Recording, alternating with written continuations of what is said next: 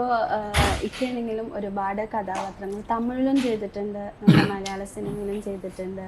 അങ്ങനെ ഈ ജിഗർതണ്ട, പണി പോലത്തെ സിനിമകളൊക്കെ ചെയ്തിട്ടുണ്ട്. അപ്പോൾ ഈ ഡ്രാമാറ്റിക് ഡെത്ത് എന്ന് പറയുന്ന സിനിമയിൽ കുറച്ചുകൂടെ ലൈഫായിട്ട് ബന്ധപ്പെട്ട ക്യാരക്ടറാണല്ലോ, നാടകം അതായിട്ട് ബന്ധപ്പെട്ട. അപ്പോൾ ആ ഒരു ക്യാരക്ടർ വന്നപ്പോൾ എന്താ തോന്നിയത്?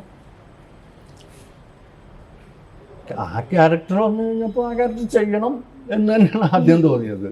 എന്നാലും സ്വന്തം ലൈഫായിട്ട് റിലേറ്റ് ആയിട്ട് ഒരു ക്യാരക്ടർ കിട്ടിയപ്പോൾ ഭയങ്കര സന്തോഷം, എക്സൈറ്റ്മെന്റ്. ഡ്രാമാറ്റിക് ഡെത്തിലെ ക്യാരക്ടറും എൻ്റെ ലൈഫും തമ്മിൽ വലിയ ബന്ധമൊന്നുമില്ല.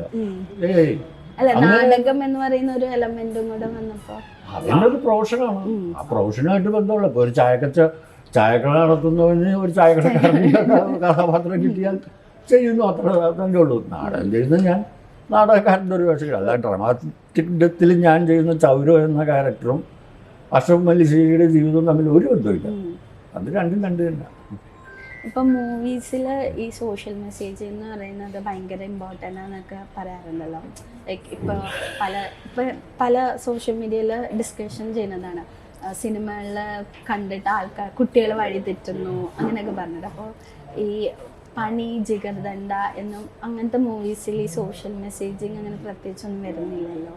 അപ്പോൾ എന്താണ് ശരിക്കും അങ്ങനെ മൂവീസ് സോഷ്യൽ മെസ്സേജ് കൊടുക്കേണ്ട ആവശ്യമുണ്ടോ എന്ന് തോന്നുന്നുണ്ടോ? എനിക്ക് തോന്നുന്നത്, കാരണം സിനിമ കണ്ടിട്ട് ഇവിടെ ആരും വഴി തെറ്റണം. വഴി തെറ്റാൻ തീരുമാനിച്ചാൽ മോളിപ്പോൾ എന്തുമാത്രം സിനിമ കണ്ടു കാണും. ഈ സിനിമയിൽ വേണമെങ്കിൽ മോൾക്ക് വഴി തെറ്റി പോകാൻ പറ്റുന്ന സീൻസൊക്കെ ഉണ്ടായിട്ടില്ലേ? ഉണ്ടായിട്ടില്ലേ? തെറ്റിയോ?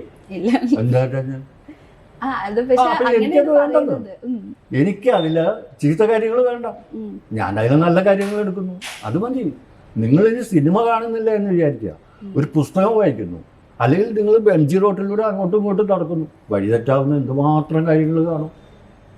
അതിൽ നിങ്ങൾ കാണുന്നതിൽ നെഗറ്റീവായിട്ടുള്ള കാര്യങ്ങൾ മാത്രം നിങ്ങൾ സ്വീകരിക്കുകയും പോസിറ്റീവിനെ വിട്ടുകളയുകയും ചെയ്യുമ്പോഴാണ്. ഇപ്പോൾ ഒരു സിനിമ കണ്ടുകൊണ്ട് ആ സിനിമയിലെ നായകൻ കാണിക്കുന്ന വീരകൃത്യം, എന്തുകൊണ്ട് ജയൻ ഹെലികോപ്റ്ററിൻ്റെ അതിൽ ചാടി കയറി അമിതാവേശം കാണിച്ചു മരിച്ചു, വേറെ ഉള്ളവരാരും അതുപോലെ എന്താ ഹെലികോപ്റ്ററെ കയറി പിടിക്കാത്തത്?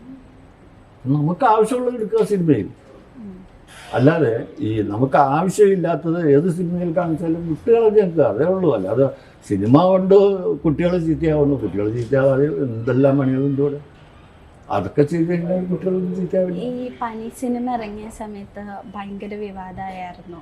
അതിലത്തെ റേപ്പ് സീനെ ഭയങ്കര ക്രിട്ടിസൈസ് ചെയ്തായിരുന്നു, റേപ്പ് സീൻ്റെ കാര്യം വന്നിട്ട്. അപ്പോൾ അങ്ങനത്തെ തരത്തിൽ ഇത്രയും വിവാദപരമായിട്ടുള്ള സിനിമയിലൊക്കെ ഭാഗമായപ്പോൾ എന്താ തോന്നിയത്? അതുകൊണ്ട് കാര്യമുണ്ട് ഇങ്ങനെ ക്രിട്ടിസൈസ് ചെയ്യേണ്ട ആവശ്യമുണ്ടെന്ന് തോന്നിയായിരുന്നു? എനിക്ക് അതിനെ പറ്റി ഒന്നും പറയാനില്ല. അതിന് മറുപടി ജോലി അതെടുത്ത് വായിച്ചു, അല്ലതൊന്നും പറയാനൊന്നുമില്ല.